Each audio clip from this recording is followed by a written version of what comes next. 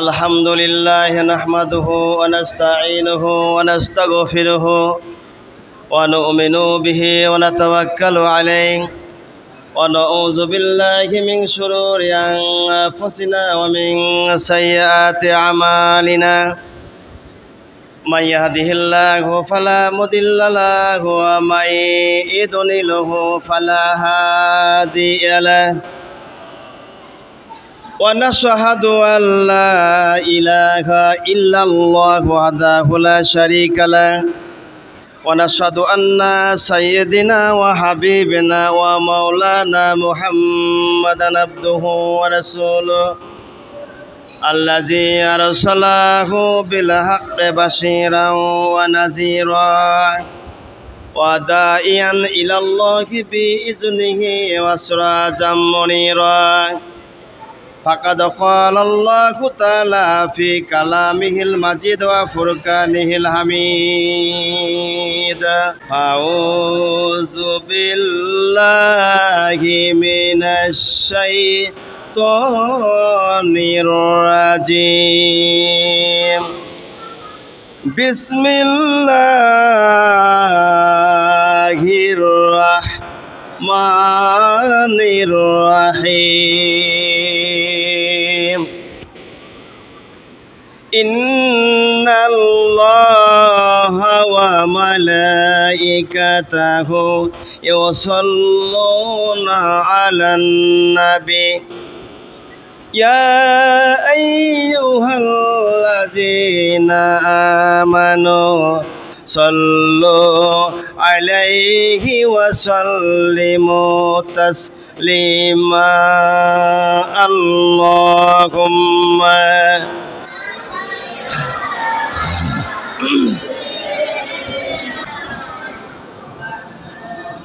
وعلى آل سيدنا مولانا محمد কখন জানি ডাকাশিবে এই বাড়ি ঘর সারিতে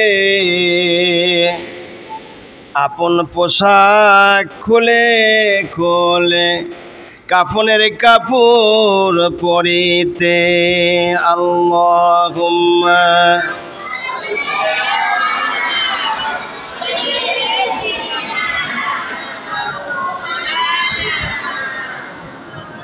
وعلى آل سيدنا مولانا محمد হাসান কান্দে বিস্ফানেতে হুসাইন কান্দে কারবালায় জয়নাল আবেদিন কান্দে ওগো এজিদেরি জেলখানায় আল্লাহুম্মা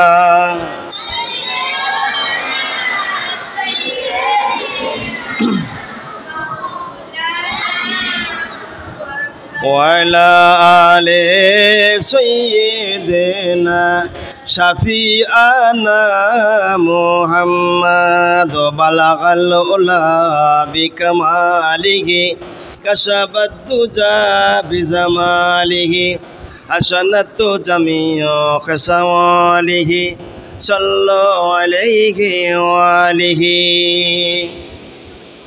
আমরা মহান আল্লাহ সুবহানাহু ওয়া তাআলার দরবারে শুকরিয়া আদায় করি যিনি আজ পবিত্র মুহররমের 10 তারিখে আমাদিগকে আমাদের এই মহল্লার ছোট বড় সবাইকে নিয়ে সম্মিলিতভাবে আল্লাহ সুবহানাহু ওয়া তাআলা আজকের এই দোয়ার মাহফিল আয়োজন করার সুযোগ দিয়েছেন সেই জন্যই মহান স্রষ্টার দরবারে আমরা কালেমাত্র শুকরিয়া আদায় করছি লাখ কোটি শুকরিয়া আদায় করছি পড়ছি আলহামদুলিল্লাহ সেই নবীর প্রতি দুরূদ সালাম যিনি আইয়ামে জাহিলিয়াতের যুগে এসে বর্বরতার যুগে এসে মানুষকে একামাত্র মানুষ তিনি হলেন পয়গম্বর একাই শুধুমাত্র নবী আর কেউ দুনিয়াতে মুমিন বলতে ছিল না অমনি একটা আইয়ামে জাহিলিয়াতের যুগে এসে বিশ্ব নবী মানবতার মুক্তির দূত জনাবি মুহাম্মদ রাসূলুল্লাহ সাল্লাল্লাহু আলাইহি সাল্লাম তিনি মানুষের মাঝে দ্বীনের দাওয়াত দিয়ে সারা পৃথিবীর বুকে তিনি জয় জয়কার হয়ে আজকে সোনার মদিনায় একটু বিশ্রামে রয়েছেন। এই জন্যই নবীজির প্রতি আমরা দরুদ ও সালাম পড়ছি সাল্লাল্লাহু আলাইহি সাল্লাম। একটুখানি জিকির করি আর একটু আগে আসেন, এই পর্যন্ত চলে আসেন, অসুবিধা নেই, জায়গা সামনে আগে আসেন, আপনারা আগে আসেন, সবাই জিকির করেন লা ইলাহা ইল্লাল্লাহ লা ইলাহা লা ইলাহা ইল্লাল্লাহ লা ইলাহা ইল্লাল্লাহ লা ইলাহা ইল্লাল্লাহ লা ইলাহা ইল্লাল্লাহ লা ইলাহা ইল্লাল্লাহ। মোহাব্বতের সাথে সবাই পড়ি লা ইলাহা ইল্লাল্লাহ লা ইলাহা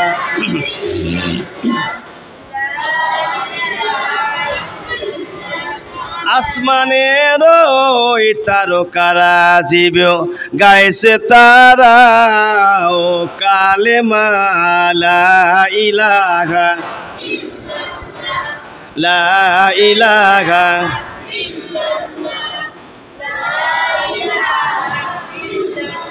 লা ইলাহা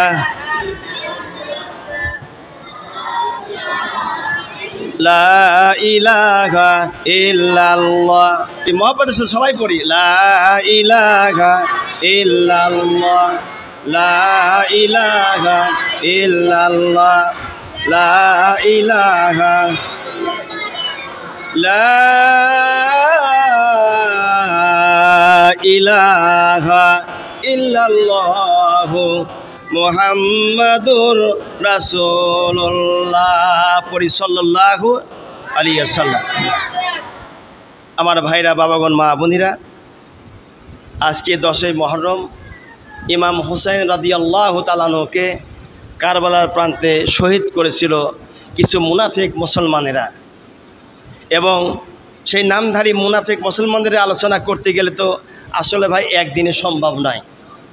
কমপক্ষে 2.5 মাস যাবৎ ধরে তিনারা মক্কা নগরী থেকে, মদিনা থেকে শুরু করে তিনারা সেই কুফা নগরীতে এসে পৌঁছাইছিল। প্রায় 2.5 মাস সময় লেগেছিল। আর প্রত্যেকটা দিন এবং রাতের এক একটা ঘটনা ভিন্ন ভিন্ন রয়েছে। সুতরাং সেই কথাগুলো বলতে গেলে একদিনের সময় পাওয়া যাবে না। কমপক্ষে আমিও যদি আলোচনা করি, আমি নিজেও যদি আলোচনা করি, রাসূলের দহিত্রদের নিয়ে আমার মতো অধম এক নালায়েক গুনাহগারের সময় লাগবে কমপক্ষে 6 মাস। আল্লাহু আকবার। কমপক্ষে 6 মাস সময় লাগবে। সুতরাং সংক্ষিপ্ত কিছু মূল কথা আলোচনা করব, এবং শহীদে কারবালাকে কেন্দ্র করে আমি সূরা বাকারা থেকে 152 নম্বর আয়াতে কারিমা নিয়ে এসেছি আপনাদের সম্মুখে উপহার স্বরূপ। আমি আপনাদের সম্মুখে সরাসরি কোরআন থেকে যারা শহীদ হয়ে যায় তাদের ব্যাপারটা নিয়ে রিলে করে শোনাবো ইনশাআল্লাহ, যদি আল্লাহ তৌফিক দান করে। আল্লাহ রাব্বুল আলামিন বলেন, বাবারা, ছেলেরা, মুরব্বীদের সম্মান দিয়ে তোমরা বসো। মুরব্বীরা অনেক বয়োজ্যেষ্ঠ মানুষ, তারা বাপ বয়সী, দাদা বয়সী, ছেলে পেলে যারা আছো ব্যস্ত হবার দরকার নেই। ধীরস্থিরভাবে বাবা তোমরা বসে থাকো। মুরব্বীদের থেকে একটু ফাঁকে বসো। তারা মুরব্বী, তাদের গায়ে যেন লাথি না লাগে, খুব সাবধান, গুনাহ হবে।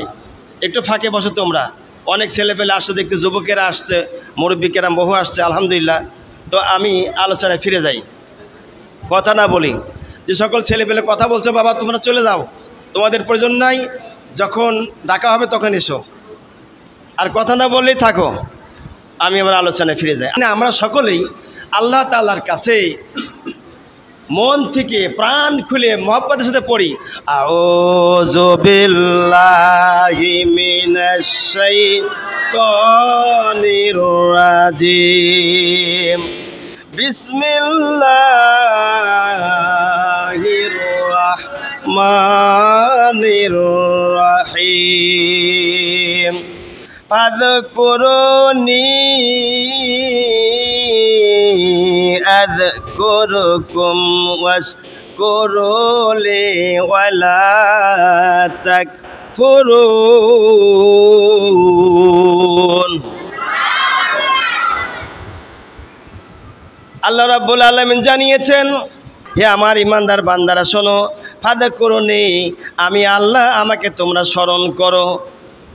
যদি আমি আল্লাহ আমাকে স্মরণ করো তাহলে কি তোমরা জানো আমি কি করব? প্রশ্ন। আল্লাহ যদি আমরা স্মরণ করি তাহলে আল্লাহ আমাদেরকে কি করবেন? কোরআনকে দিকে জিজ্ঞাসা করি, কোরআন কি জবাব দেয়? আযকুরুকুম, কোরআনে কারীম বলছে আমিও তোমাদেরকে স্মরণ করব। বলি সুবহানাল্লাহ। তাহলে ফাজকুরুনি, আল্লাহ বলেন বান্দা তোমরা আমাকে স্মরণ করো। ফাজকুরুনি, আমাকে তোমরা যখন স্মরণ করবা, আযকুরুকুম, আমি আল্লাহ তখন তোমাদেরকে স্মরণ করব। বলি সুবহানাল্লাহ। এখানে কিছু কথা আছে, আমরা সামনে আগাই, এরপরে জানতে পারবো। আল্লাহ রাব্বুল আলামিন তারপর জানিয়েছেন, ওয়াশকুরুলি, আমার আল্লাহ রাব্বুল আলামিন বলেন আমার প্রতি কৃতজ্ঞ হও। প্রথম কথা আল্লাহ বললেন ফাযকুরুনি, আমি আল্লাহ আমাকে তোমরা স্মরণ যদি করো, আযকুরুকুম, তাহলে আমি আল্লাহ তোমাদেরকে স্মরণ করব। ওয়াশকুরুলি, আর কৃতজ্ঞ প্রকাশ করো। আমাকে যে মাথার ব্রেন দিয়েছেন, চোখ দিয়েছেন, ভুরু দিয়েছেন, নাক মুখ ঠোঁট দাঁত যে দিয়েছেন তিনি হলেন কে?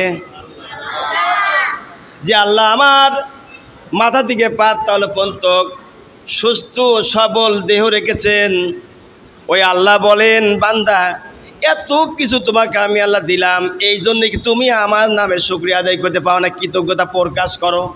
এখানে আল্লাহ পাক 3 নম্বর কথা বলতেছেন, বান্দারে শোনো, যখন আমি আল্লাহ তোমাকে স্মরণ করব, আযকুরুকুম, যখন স্মরণ করব তোমাকে, ওয়াশকুরুলি, তখন তোমরা কৃতজ্ঞতা আমার প্রকাশ করবা। যখন আমার কৃতজ্ঞতা প্রকাশ করবা, তোমাকে আমি আল্লাহ দিয়েছি, নিজের এত বড় একটা দেহ দিয়েছি, এত বড় একটা জীবন দিয়েছি, প্রাণ দিয়েছি, তোমাকে চলার জন্য, উঠা বসা করার জন্য, তাকে দেখো কি সুন্দর চক্ষু দিয়েছে আমি আল্লাহ। অন্ধ মানুষ বোঝে চোখের কি প্রয়োজন, কানে যারা শোনে না তারা জানে, কর্ণ না শুনলে পরে, কানে না শুনলে তাদের অবস্থাটা কি দাঁড়ায়।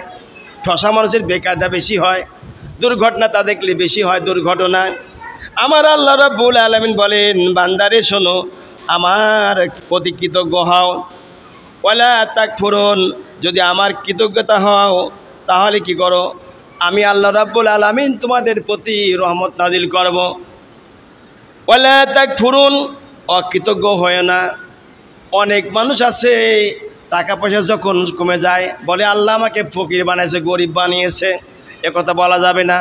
আল্লাহ গরিবও বানাতে পারেন, কোটিপতি বানাতে পারেন, এটা হলো আল্লাহর একমাত্র ইচ্ছা। কোনো মানুষ যদি মনে করে গরিব আর ফকির আল্লাহ আমারে বানিয়েছেন, অথবা ধনী বানাইছে, আমাকে আল্লাহ ধনী বানাইছে, ভালোবেসে ফেলেছে, এই গরিব মানুষগুলো যারা কামলা খেটে ওদেরকে আল্লাহ ভালোবাসি নাই, যদি এইটাকেও মনে করে আল্লাহ রাব্বুল আলামিন আমাদেরকে ভালোবাসি নাই, তাহলে এটা ভুল করবে, কখনই এটা করা যাবে না।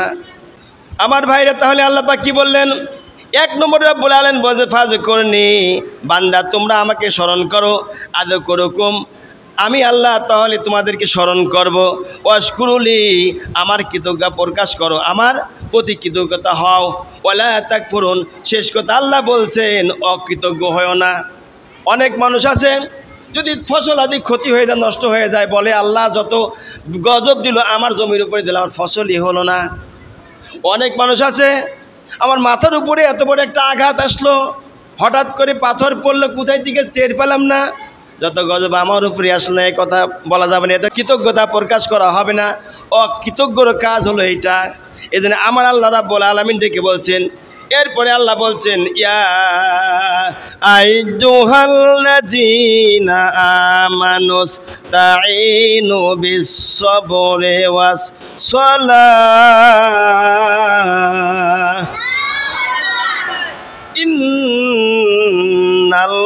ইন্নাল্লাহা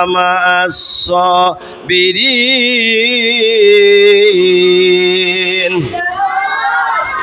আল্লাহ রাব্বুল আলামিন বলেন ইয়া আইয়ুহাল্লাযিনা আমানু, ওহে যারা ইমানের দাবি করো, আমি আল্লাহ আমার প্রতি যারা বিশ্বাস করেছ, ইমানের যারা দাবি করেছে, আল্লাহ পাক এখানে ইমানদারদের ডেকে বলছেন। কথাগুলি খেয়াল করুন।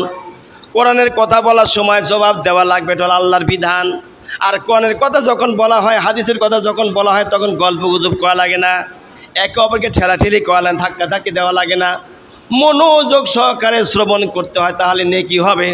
আর যদি মনোযোগ সহকারে আপনি কোরআনের কথা না শোনেন, অমনোযোগী হয়ে যান, তাহলে আপনার গুনাহ হবে। এখন আপনি কোনটা করবেন, নিজের বিবেককে প্রশ্ন করুন।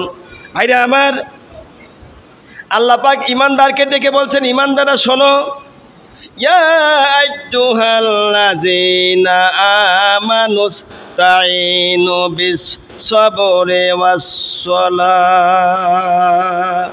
আল্লাহ পাক বলে, হে মুমিনেরা, ইয়া আইয়ুহাল্লাযীনা আমানুস্তাঈনু, আল্লাহ জানিয়েছেন, হে মুমিনেরা তোমরা সাহায্য কামনা করো আমি আল্লাহ আমার কাছে। আল্লাহর কাছে সাহায্য চাবো, কি করে সাহায্য চাবো? হাত তুলে চাবো না কান ধরে চাবো? কি চাবার তো একটা জিনিস লাগবে, সিস্টেম লাগবে না? আল্লাহর কাছে আমরা চাবো, কেমনি চাবো? আল্লাহ রাব্বুল আলামিন কোরআনে কারিমের মধ্যে সূরা বাকারার মধ্যে ঘোষণা দিয়ে দিলেন, বান্দা শোনো, আল্লাহু আকবার। আল্লাহ রাব্বুল আলামিন বলেন, বান্দা আমার কাছে সাহায্য চাও, এটা কিন্তু আল্লাহ শিখাই দিচ্ছেন। আমার কাছে সাহায্য চাও, আমি আল্লাহ তোমাকে সাহায্য দিব। সলাতের মাধ্যমে সাহায্য চাইলে, অন্য মাধ্যমে সাহায্য চাইলে আমি আল্লাহ রাব্বুল আলামিন আমি তোমাকে সাহায্য করব না। আল্লাহ নিজে জানাই দিলেন, বান্দা আমার কাছে সাহায্য চাও নামাজের মাধ্যমে। এরপরে বলা হলো, শুধু নামাজের মাধ্যমে যদি সাহায্য চায়, তাহলে আর কিছু করার আমার দরকার আছে? আল্লাহ বলেন, বান্দারে শোনো, আরও কি দরকার? সেটা হলো এই, ইন্নাল্লাহা মা'আস সাবিরিন। নামাজ পড়তে গেলে পরে মানুষেরা ধৈর্য ধরবে। নামাজি ব্যক্তি উচ্ছৃঙ্খল হয় না, মারামারি করে না, গুন্ডামি করে না, মাস্তানি করে না, খাল বিল জমি দখল করে না, নাকি এগুলি করে নাকি? হ্যাঁ, খাল বিল জমি দখল নামাজিরা করে না। যত খাল বিল জমি দখল করে, মাস্তানি করে, সবগুলো সুদখোর আর ঘুষখোর, সমাজের যেগুলি নাস্তিকবাদী দলে সহায়তা করে বেড়ায়, ওরাই হলো একমাত্র বিরোধিতা করে। বলেন ঠিক না বেঠি? আমার ভাইরা, এই জন্য আল্লাহ রাব্বুল আলামিন জানিয়েছেন, ইন্নাল্লাহা মা'আস সাবিরিন। আল্লাহ বলেন, নামাজের মাধ্যমে ধৈর্যের সাথে মোকাবেলা করে সবুর করো, ইখতিয়ার করো, এরপরে আমি আল্লাহ তোমাদেরকে কল্যাণ দান করব বলি মারহাবা। এরপরে আল্লাহ জানিয়েছেন, যখন তোমরা সহ্য করবা, ধৈর্য ধরবা, এমন কিছু পরীক্ষা আছে যেগুলি আমি আল্লাহ করে থাকি। যেমন নিজের রক্ত দেওয়া লাগতে পারে, মাথাও ফাটতে পারে, কর্ণ নাও থাকতে পারে, নাক না থাকতে পারে, দাঁত ভেঙেও যেতে পারে। কেননা আমার নবী উহুদের ময়দানে মার খেলেন যখন কাফেরদের হাতে। মার যখন খায় সেই সময় রসুলের দন্দান মোবারক শহীদ হয়েছিল। শোনেননি আপনার? এটা দন্দান মোবারক শহীদ হয়েছিল। তাহলে ধৈর্য ধারণ করলে সলাতের মাধ্যমে, নামাজের মাধ্যমে আল্লাহ রাব্বুল আলামিন তিনি বান্দাকে পরীক্ষা করেন, বিভিন্ন রকম পরীক্ষা করবেন, পরীক্ষা করবেন বান্দাকে। এই কারণে বান্দা পোক্ত আছে, জান্নাতি মানুষ হবার উপযুক্ত হলো না, জাহান্নামী মানুষ রয়ে গেল। নবীজিকে আল্লাহ পাক 40 বছর না পোড়া পর্যন্ত নবুয়ত দেয়নি, বোঝা গেল তাকে পোক্ত করে নিয়েছেন, তারপরে তাকে নবুয়ত আল্লাহ দিয়েছেন। এদিন আমার আল্লাহ রাব্বুল আলামিন জানিয়েছেন, বান্দারে শোনো, ওয়ালা তাকুলু লিমান ইয়াকতালু ফি সাবিলিল্লাহি আমওয়াত। আমার রাস্তায় যারা নিহত হয়, আমার রাস্তায় যারা জীবন দেয়, খবরদার তোমরা আমার রাস্তায় যারা জীবন দেবে তাদেরকে তোমরা মৃত বলিও না। তারা জিন্দা। তারা কি? কথা জবাব দিবেন। যারা আমার রাস্তায় জীবন দেয় তোমরা তাদেরকে মৃত বলি না, তারা হলো জিন্দা। আমি রব্বুল আলামিন তাদেরকে আমার কুদরতি ক্ষমতায় কি দিই তা কি তোমরা জানো? আল্লাহ রাব্বুল আলামিন জানিয়েছেন, বাল আহইয়াউ ওয়ালাকিন লা উরুন। আল্লাহু আকবার।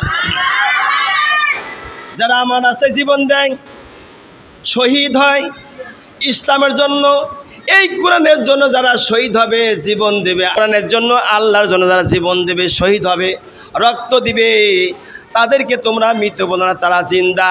ওই কবরের ভিতরে যখন লাশটা চলে যায়, আমি রব্বুল আলামিন শহীদের কবরের ভিতরে রিজিকের বন্দোবস্ত আমার কুদরতি ক্ষমতায় আমি আল্লাহ করে দিই। আমি গত 1.5 মাস আগে একটা কথা বলেছিলাম জুমার নামাজের সময়, 2টা কাটা দাগ আল্লাহর জাহান্নামে যাবে না। ডিস্টার্ব বেশি করতে দিয়ে আসো বাইরে, গেটের বাইরে দিয়ে আসো একবারে। বেয়াদবের সীমা থাকে, এত বেয়াদব কেন? আলোচনা আজকে নতুন করতেছে নাকি? 40 বছর হয়ে গেল কথা বলতে বলতে, এরকম তো বেয়াদব ছেলেমেয়ে দেখিনি আমি।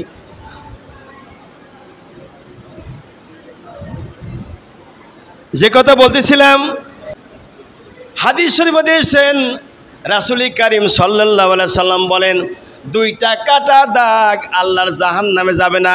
2টা দাগওয়ালা ব্যক্তিকে আল্লাহ রাব্বুল আলামিন বিনা হিসাবে আল্লাহর জান্নাত দিয়ে দেবেন। 1 নম্বরে, যে ব্যক্তি আল্লাহর রাস্তায় জীবন দেয়, জান দেয়, মাল দেয়, অর্থ দেয়, সম্পদ দেয়, সন্তানের জীবনও বিলা করে দেয় আল্লাহর রাস্তায়, আল্লাহ পাক বলেন যেন আমি রব্বুল আলামিন তাদের হিসাব নেব না। কিয়ামতের মাঠে মুসিবতের দিন মাথার মুঠো হাত উপরে সূর্য আসবে, একটি সূর্যের 72টা মুখ হবে, মাটি পুরে তামার মতো হয়ে যাবে, খেপা কুকুরের মতো এই জিহ্বাটা ঝুলে যাবে নাভি পর্যন্ত। এমন দুর্দিন মুসিবতের সময় আমি রব্বুল আলামিন আমার এই বান্দা যারা দুনিয়াতে আমার জন্য, রাসূলের জন্য, ইসলামের জন্য, কোরআনের জন্য, হাদিসের জন্য, মুসলমানের ইজ্জত রক্ষার জন্য, মুসলমান রাষ্ট্র পাহারা দেওয়ার জন্য যারা জীবন দিয়েছে, রক্ত দিয়েছে, আমি রব্বুল আলামিন বিনি হিসাবে সেই বান্দাকে জান্নাতবাসী করে দিব। এলো 1 নম্বর কথা। এবার আসুন 2 নম্বর কথা, আমি সংক্ষেপে বর্ণনা করে যাচ্ছি। 2 নম্বর, ওই ব্যক্তি রাসূলুল্লাহ সাল্লাল্লাহু আলাইহি ওয়াসাল্লাম তিনি বুখারী মুসলিম মুত্তাফাকুন আলাইহি হাদিসের মধ্যে বর্ণনা করেছেন, যারা নামাজ পড়বে, নামাজ পড়তে গিয়ে কপালের সঙ্গে কালো দাগ লেগে যায়, লাগে না? মাথা ঝাঁকাবেন না, জবাব দিবেন। কপালে কালো দাগ লেগে যায়, নামাজ পড়ার সময় কালো দাগ কপালে লেগে যায়, হাঁটুতে দাগ লেগে যায়, 2 পায়ের টাকনুতে যে কালো দাগ লেগে যায়, হাতের ছাপ পড়ে যায়, নাকের উপরের সেজদা পড়ে। আল্লাহ নবী বলেছেন, সেজদারত অবস্থায় যখন তোমার নাক, মুখ, কান, চোখ, যেখানে অঙ্গ প্রত্যঙ্গ সেজদায় লুটে পড়বা, ওই সেজদার জায়গাগুলি যখন দাগ হয়ে যায়, আমি রাসূল বলছি, যারা নামাজ পড়তে গিয়ে কপালে দাগ হবে, হাঁটুতে দাগ হবে, পায়ের গোয়ালিতে দাগ হবে, ওই দাগওয়ালা ব্যক্তিদের আল্লাহ পাক কোনো হিসাব নেবে না, বিনি হিসাবে আল্লাহ পাক তার জান্নাতুল ফেরদাউস দিয়ে দেবে। তাহলে এখন আসুন, নামাজ পড়ার দরকার আছে না নাই ভাই? কথা বলেন। নামাজ পড়ার তো দরকার আছে। নামাজ পড়লে পরে আপনি আল্লাহর জান্নাতে বিনি হিসেবে যেতে পারবেন, অন্যথায় আল্লাহর জান্নাতে যাওয়ার মতো আপনার পরিবেশ থাকবে না। আল্লাহ পাক জানিয়েছেন, ওয়ালা নাবলুওয়ান্নাকুম বিশাইইম মিনাল খাউফি ওয়াল জু'i ওয়া নাকসিম মিনাল আমওয়ালি ওয়াল আনফুসি ওয়াস সামারাত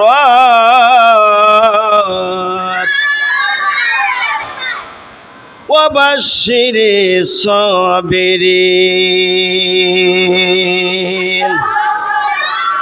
আল্লাহ রাব্বুল আলামিন জানিয়েছেন, এইবার কিন্তু খেলা জমবে। ওয়ালা নাবলুওয়ান্নাকুম বিশাইইম মিনাল খাউফ, আমি অবশ্যই তোমাদেরকে পরীক্ষা করব।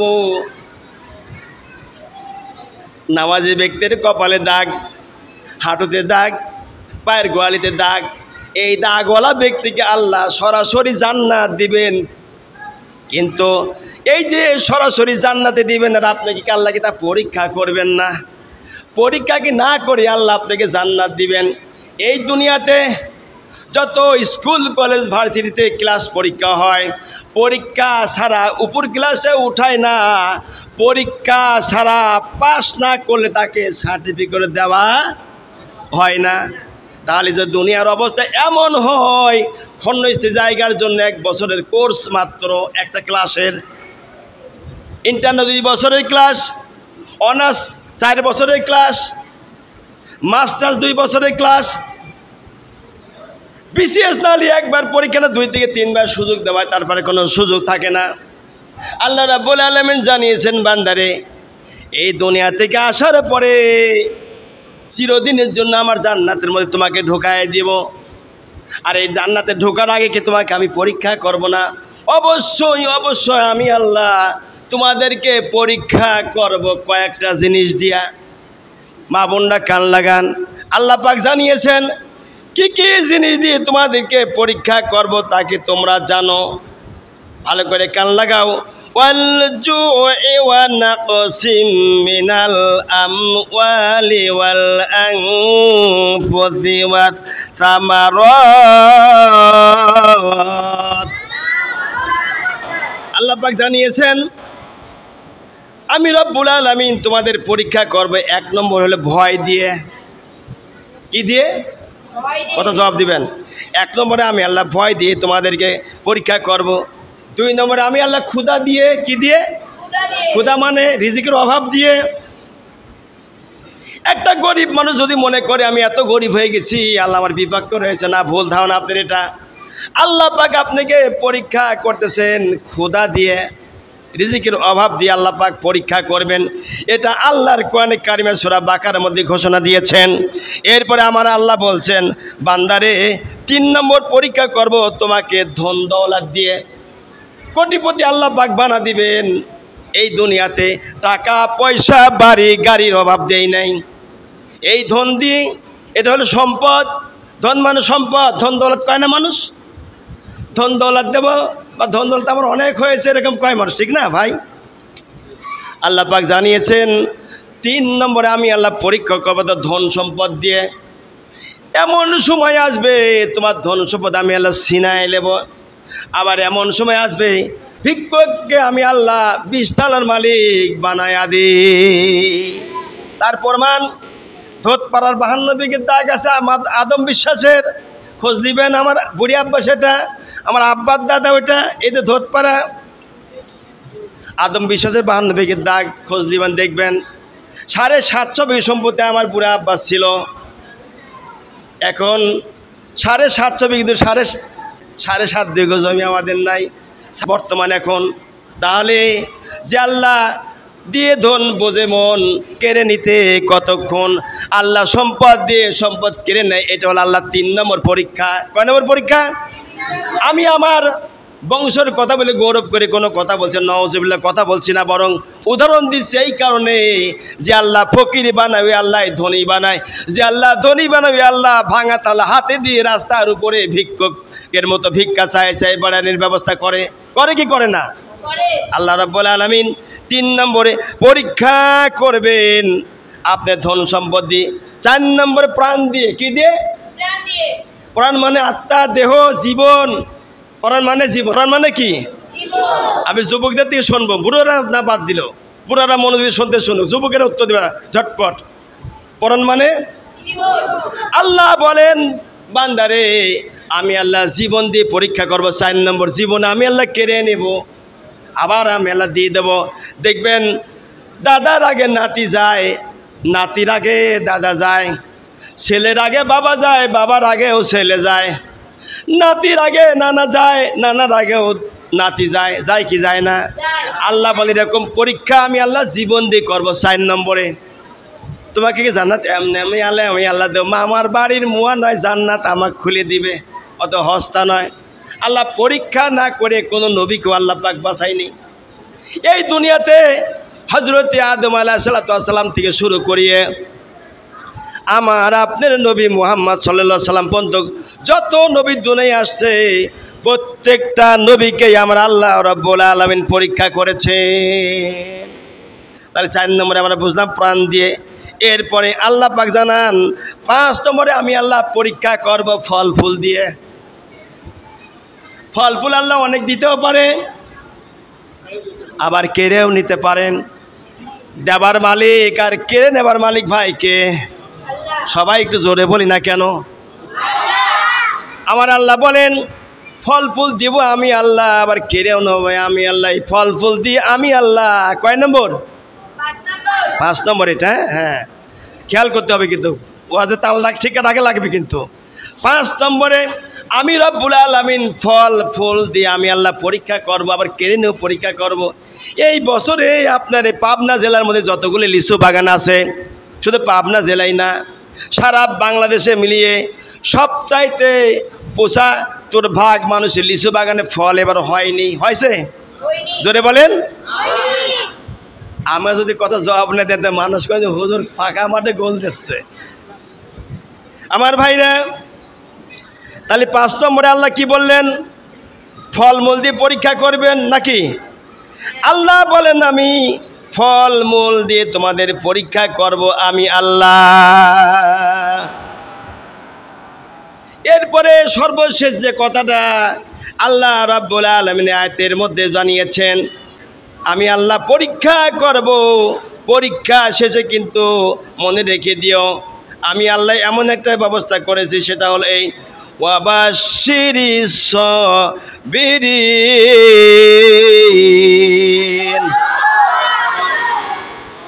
1 নম্বরে আল্লাহ এই যে 6টা জিনিস আল্লাহ পরীক্ষা করবেন, এই পরীক্ষায় যারা উত্তীর্ণ হবে ধৈর্য ধারণ করিয়ে, আমার প্রাণ চলে গেছে না যায়, আমার আল্লাহর সম্পদ, আমার ছেলে হলো আল্লাহর সম্পদ, আমার নাতি আল্লাহর সম্পদ, আমার আত্মীয় আল্লাহর সম্পদ, আল্লাহ নিয়ে গেছে, করার কিচ্ছু নাই। ফল ফুল আল্লাহ দিয়েছেন, এবার দেয় নেই, করার কিচ্ছু নাই। এরকম যে 6টা কথা বর্ণনা করলাম, এই 6টির ব্যাপারে যে ব্যক্তি ধৈর্য ধারণ করিয়ে আল্লাহর উপরে থাকবে, আমার আল্লাহ বলেন হে নবী তাদেরকে আপনি সুসংবাদ দিয়ে দেন, আমি আল্লাহ ঘোষণা দিচ্ছি ওয়াবাশশিরিস সাবিরিন। ধৈর্য ধারণ করার জন্য আমি আল্লাহ তাদেরকে এমন একটা জান্নাত দিব, যেই জান্নাত বিনি হিসাবে পেয়ে যায়, বান্দার কোনো কষ্ট হবে না। শুধুমাত্র মৃত্যু দেরি আছে, আমার জান্নাত পাবা বান্দার জন্য দেরি নাই। বলি সুবহানাল্লাহ। এই দুনিয়ায় সিমটা কাটলে কি পরিমাণ আর কষ্ট লাগে, ব্যথা লাগে ভাই। সিমটা কাটলে পিপিলিকা যেমন কামড় দিলে পরে, সিমটা কাটলে ওই রকম ব্যথা লাগে। পিপিলিকার কামড়ের মতো সিমটা কাটার ব্যথা লাগে। আল্লাহ নবী বলেন উম্মতেরা শোনো, যারা ধৈর্য ধারণ করতে পারবে, আল্লাহর উপরে সবর করে চলতে পারবে, আমি রাসূল আল্লাহ রাব্বুল আলামিন আমাকে জানা দিয়েছেন এই দুনিয়া থেকে মরা দেরি আছে, আল্লাহর জান্নাতে যাওয়া দেরি নাই, বিনি হিসাবে আমার আল্লাহ জান্নাত দিয়ে বলি সুবহানাল্লাহ। হ্যাঁ, ওয়া লাগবে, ওটা বুদ্ধি আমার আছে। আমার ভাইরা, এরপরে আল্লাহ রাব্বুল আলামিন জানিয়েছেন বান্দারে শোনো, যখন তোমরা শুদ্ধ দান করিয়ে আমার রাস্তায় জীবন দিয়ে জান্নাত পেয়ে যাবে, তখন শোনো আল্লাযীনা ইযা আসাবাতুহুম মুসিবা, তাদের উপর যখন বিপদ আপদ হয় তখন বলে কি? ক্বালু ইন্না লিল্লাহি ওয়া ইন্না ইলাইহি রাজিউন। আল্লাহু আকবার। আল্লাহ পাক পরবর্তী আয়াতে জানিয়েছেন আল্লাযীনা ইযা আসাবাতুহুম মুসিবা, তাদের উপর, কাদের উপরে? তাদের উপর যখন বিপদ আপত্তিত হয় তখন বলে ক্বালু ইন্না লিল্লাহ, আমরা আল্লাহর ওয়া ইন্না ইলাইহি রাজিউন, আমরা তার ওই নিকট ফিরে যাব। তাদের কারা? যখন 6টা পরীক্ষা উত্তীর্ণ হয়ে যায়, তাদের উপর আসে বিপদ, আসে মুসিবত, মুসিবতের পর যখন তারা মারা যাবে তখন তারা ধৈর্য ধারণ করে, তারা বলে আমরা যখন মারা যাব তখন আমরা আল্লাহর জান্নাতে যাব, আল্লাহর কাছে ফিরে যাব।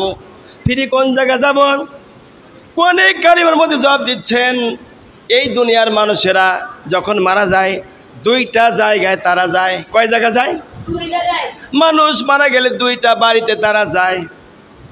আপনারা কোন বাড়িতে যেতে চান? ভালো জায়গা না মন্দ জায়গা? ইল্লিনে না সিজিনে? এই তো বিপদে পড়ে গেলেন। ইল্লিন বা কয়ে কি সিজিন বা কম নাকি? এমনি ভাইরা আমার মনে রাখবেন কথাটি, আল্লাহ পাক মরার পরে দুইটা বাড়ি দিবেন। সারা দুনিয়ার মানুষকে দুইটা ভাগ করে দুইটা বাড়ি দিবেন। আপনারা 1 নম্বর বাড়ি চান না 2 নম্বর বাড়ি চান? কি কোনো বাড়ি চান না? মরার পরে 1 নম্বর বাড়ি চান না 2 নম্বর বাড়ি চান? ভয় করতেছে বোধ হয় যে আল্লাহ কি কি কব, বিপদ হয়ে যাবে কিনা। ভয়ের কারণে 1 নম্বরের কথা বলতে হবে। ইল্লিন 1 নম্বর বাড়ি, সিজিন 2 নম্বর বাড়ি। ইল্লিন হলো ভালো জায়গা, আল্লাহর জান্নাতের জায়গা। বলি সুবহানাল্লাহ। পৃথিবীতে যত ভালো মানুষ আছে প্রতিটা ভালো মানুষের জন্য আল্লাহ রাব্বুল আলামিন বাড়ি রেখেছেন। ওই বাড়ির নাম হলো ইল্লিন বাড়ি। কি বাড়ি? ইল্লিন। ভালো বাড়ি, ভালো আত্মা ওই জায়গায় থাকবে।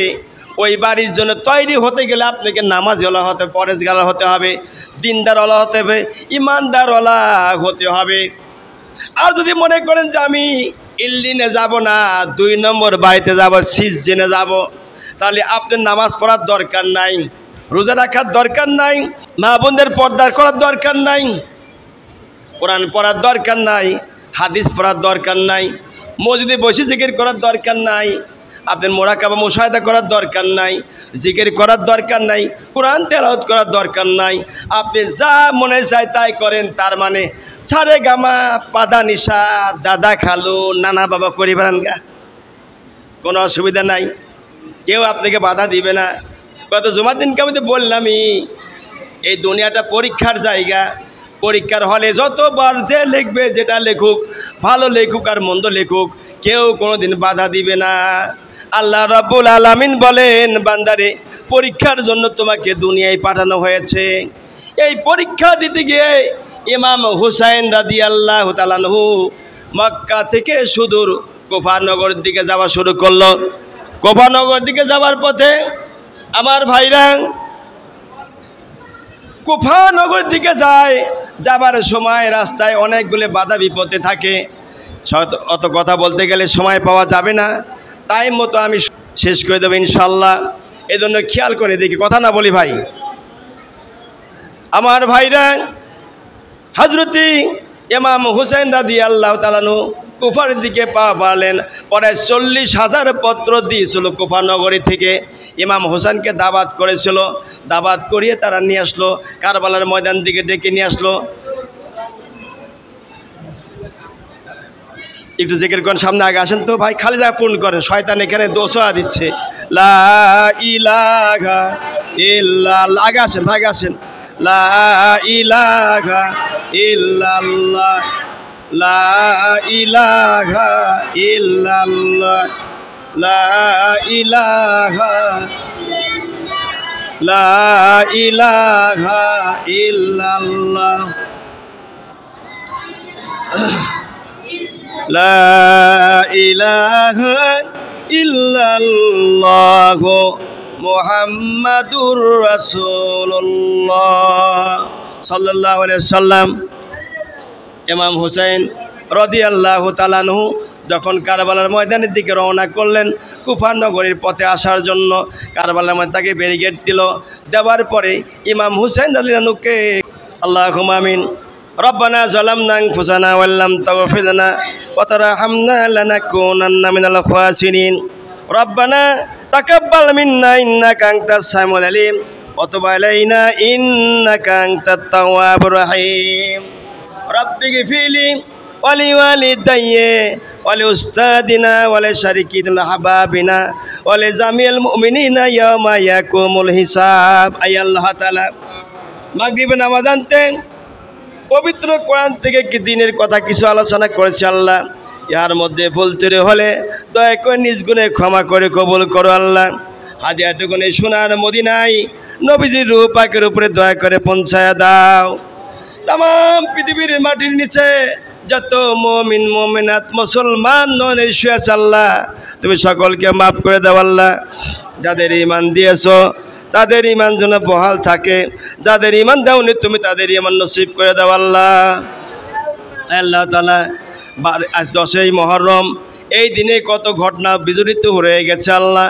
এই ঘটনাগুলি তুমি সবাই জানো, মেহেরবানি করে যে ঘটনার সাথে যেটা জড়িত আল্লাহ, তোমার বান্দা বান্দিরা যে অবস্থায় যেখানে যে রয়েছে, বিপদ আপদ মুসিবতের মধ্যে দিয়ে বিদায় হয়ে চলে গেছে, তুমি তাদেরকে ক্ষমা করিয়ে জান্নাতুল ফেরদাউস তাদের কবরগুলি বানিয়ে দাও আল্লাহ। রব্বানা লা তুজিগ কুলুবানা বা'দা ইয হাদাইতানা ওয়া হাব লানা মিন লাদুনকা রাহমা ইন্নাকা আনতাল ওয়াহ্হাব। আল্লাহ তাআলা মা বোনরা যেখানে আছে সকল মা বোনকে ক্ষমা করে দাও, মাফ করো আল্লাহ। মা বোনদের পর্দা নিশি করে দাও, মা বোনদেরকে স্বামী সন্তানদের সঙ্গে সুখে শান্তিতে বসবাস করার তৌফিক দান করো আল্লাহ। আজকে দুয়ার মাহফিলে যত টাকা পয়সা চাউল ডাউল যারা যা দিয়ে সাহায্য সহায়তা করেছে আল্লাহ, তুমি সকলকে মাফ করে জান্নাতি মেহমান বানিয়ে দাও আল্লাহ তাআলা। মেহেরবানি করে মসজিদ মাদ্রাসা ঈদগাহ মাঠে যারা জায়গা দিয়েছেন, টাকা দিয়ে শ্রম দিয়ে বুদ্ধি যারা সাহায্য করেছেন, সকলকে তুমি দয়া করে মাফ করে দাও আল্লাহ। আমার এই হাত দিয়ে কত মুসল্লিকে নাটোর জেলা রেখে আসছি, ঘন্টার বার ঘন্টা ওয়াজ করেছি, কোনোদিন বলি নাই হুজুর শেষ করে দেন। আমার পাবনার মানুষ অধৈর্য মানুষ, ওয়াজের প্রয়োজন নাই, ওয়াজের দরকার নাই, ওয়াজ যেন না করা লাগে এমন ব্যবস্থা করে দিও আল্লাহ। ওয়াজ ছাড়াই যেন এরা কোথায় যাবে তা ওরে ব্যাপারে আল্লাহ মেহেরবানি করে তোমার কুদরতি ক্ষমতা যা ভালো হয় তাই করে দিও আল্লাহ। অন্যথায় হেদায়েতের রাস্তায় তাদেরকে পৌঁছায়া দিও আল্লাহুম্মা রব্বির হামুমা কামা রব্বায়ানি সগীরা তাকাব্বাল মিন্না ইন্নাকা আনতাস সামিউল আলিম ওয়া তুব আলাইনা ইন্নাকা আনতাত তাওয়াবুর রহিম। আল্লাহ তাআলা এই হাত দিয়ে কত মানুষকে মাটি দিয়েছি, জানাজাই করেছি, দাফন কাফন পড়াইছি। নাটোর জেলার অনেক মানুষ রেখে আসছে আল্লাহ, ক্যান্টনমেন্ট এলাকা নাটোর শহরের পাশে অনেক মানুষকে আল্লাহ নিজে হাতে গোসল করাইছি, কবরের মধ্যে মাকতুম করেছি, কাফন দাফন পরিয়েছি, জানাজাই করেছি। মেহেরবানি করে আমার ভক্তবৃন্দ সকলের কবরগুলো তুমি জান্নাতের বাগান বানিয়ে দাও। রব্বির হামুমা কামা রব্বায়ানি সগীরা। কারবালার ময়দানে আজকের দিনই ইমাম হোসেন শহীদ হন, তার আহলে বাইত দিন আল্লাহ, তারা সহকারে নবীর আহলে বাইতের যেখানে শহীদ হয়েছে, মৃত্যুবরণ করেছে, সকলকে মাফ করে বিনি হিসাবে তাদের জান্নাতবাসী করে দাও আল্লাহ। সুবহান রাব্বিকা রাব্বিল ইজ্জাতি আম্মা ইয়াসিফুন ওয়া সালামুন আলাল মুরসালিন লা ইলাহা ইল্লাল্লাহু মুহাম্মাদুর রাসূলুল্লাহ। আসসালামু আলাইকুম ওয়া রাহমাতুল্লাহ।